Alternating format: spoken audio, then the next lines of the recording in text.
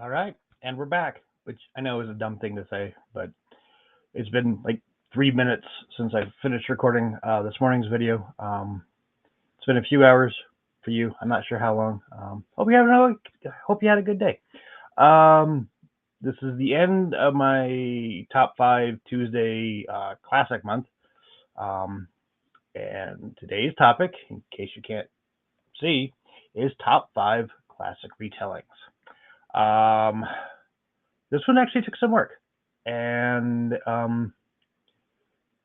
for me to actually remember what was a retelling, what was because a good retelling, you know, you stop thinking of as that, which was the case for most of the ones I'm going to talk about today. Um, and yeah, so we are going to start with number one, and this is kind of weird. I thought because I try to present these in alphabetical order, not in any kind of ranking, and like all of them are from like the end of the alphabet. Like, do I not read classic retellings with people whose names start with C or D? Apparently, I don't know. Anyway, so let's go with. I think it's pronounced Re Park. Hopefully that's it. Or excuse me, Re Jane. Or yeah.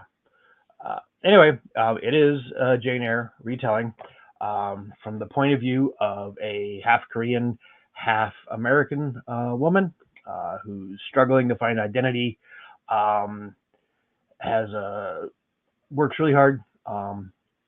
Growing up, becomes an au pair for a white couple, um, and the parallels to Jane Eyre go on from there. Some are really close parallels. You're like, aha, I get it. And others like, oh, well, that's a weird way to zig and zag on that one. But I really enjoyed this. I think of it fondly. I've read one other book by Patricia Park, which was really nice. It was really good. I keep meaning to get to the other one. Anyway, but as I recall, those aren't retellings. Those are just, you know, YA novels. I don't know. They might be retellings. Um, and if so, I should definitely get to them because I really liked her take on Jane Eyre. Okay. The next one. So number two, I have talked about this book a few times. I will talk about it at least one more right now. However Long the Day by Justin Reed, Boise-based author who put together possibly the nicest self-published book that I own. Um, this is this is a take or a retelling of The Prince of the Pauper, um, set during shortly after World War One. We got the Spanish flu. We've got Prohibition right around the corner. This is the story of a rich man about town. Um, he's not a good guy. Anyway, and his doppelganger, a Irish immigrant, as fresh off the boat as you can be, and it is fun. It is funny. It is heartfelt. It is zany. It's just yes. However long the day, Justin Reed. I'm going to keep singing about this book until he at least does another one, and probably even after that. Next one, the graphic novel Beowulf. Beowulf.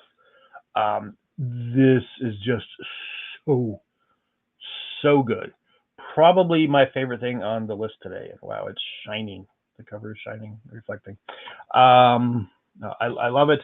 Uh, the art is just, I'm opening to a random page. The art is just fantastic. The poetry is so good. Um, Mr. Grendel is a teacher who can ruin children's fun by making them adults, like with just a touch. Um, Anyway, no, this is so much fun. Um, with these little kids, you know, including Bea, taking on Mr. Grendel, who is, like I said, sucking all the joy out of childhood. I cannot wait for Volume Two, where we go up against where Bea has to fight his mom. Um, I don't know when that's coming out. Not soon enough, I can tell you that. Okay, that's one, two, three. Um, Number three, Don's Winslow, City on Fire. It is the Iliad set in a Rhode Island mob story, and it's so choice, as um, our friends in Swingers would say. So choice. Actually, no, I guess it's Ferris Bueller. So money. It's so money, baby. There we go. Now I'm no Swingers. Um, just so good. This is this is the book I had in mind when I talked about a retelling that you forget is a retelling. Because when we get to the part that is clearly the Trojan horse, I was so mad at these people. Like, how could you possibly be so stupid not to see that this is a trap? I mean, come on. And I'm in the middle of scratching down notes about this is like the worst part of the book. It is so mind stultifyingly stupid. How could these guys who are this smart be this dumb? And then I remembered, oh yeah, it's the Iliad, so they kind of have to be. Um, Still irked me, but the the book needed it to happen, even if it wasn't a retelling. The book needed something like this. I think it could have been a bit more clever, but I think part of it just being so blindingly obvious actually says a lot about the single-minded revenge and pettiness that is engulfed the mob, uh, the fighting mobs that they can't see. Um, but that's anyway. That the rest of the book um, is fantastic. I also remember at that point is when it was is the same when I was having that realization about the Trojan War. Um, there's a woman at the beginning who sets it all off, shockingly, who everyone was so gaga over from the moment that they all see her. And I'm like, oh, well, of course, of course, everyone's falling all over themselves, including in front of their wives or girlfriends, over this woman because she's Helen of Troy. That wasn't her name. It wasn't even. I don't even think it was close. But it. I just got so sucked in. I forgot all about the Iliad stuff, which is a sign of a great retelling, if you ask me. Okay, last but not least, the story of Edgar Sawtelle. Um,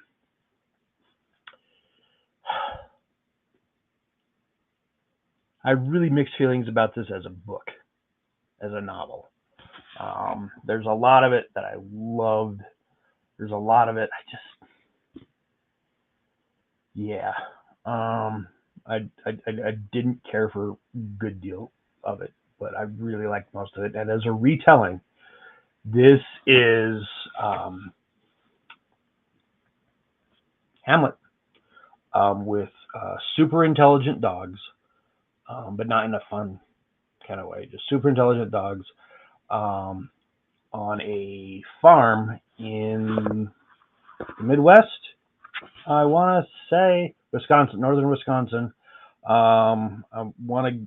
I think maybe this is the 50s, set in the 40s, 50s, somewhere there. It's been too long since I read this.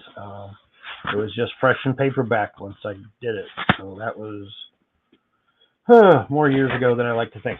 Let's put it that way. The story of Edgar Sawtelle, um, copyright 2008. Yeah. Oh, and it. Okay. Uh, some of the lyrics are from 1941, so maybe this is in the 1940s, is my guess. Anyway, fantastic take on Hamlet. if you want northern Wisconsin on a dog breeding ranch farm thing. Because who doesn't think of dogs in Wisconsin when you're reading about the Prince of Denmark? Anyway, okay. Top 5 classic retellings for presented to you for your consideration. Tell me what ones you liked from this list, if anything. Tell me what some good classic retellings that you can think of would be. I wouldn't mind some more recommendations because it's a really good way to get a fresh perspective, I think, on an old classic or even a new classic. Just seeing what happens if you take that premise or some of those characters and you put them in a new setting, whether it be Koreatown in fairly contemporary New York, 1970s Rhode Island. You throw a bunch of ancient Greeks there, or you turn one of the oldest epic poems in an English-like language and throw it into a treehouse full of rambunctious kids and an annoying teacher. It tells you a lot about the world. It tells you a lot about the original work and how you can interact with them today. I'm kind of babbling now, so I'm going to shut up, and I will see you or write at you soon. Thanks.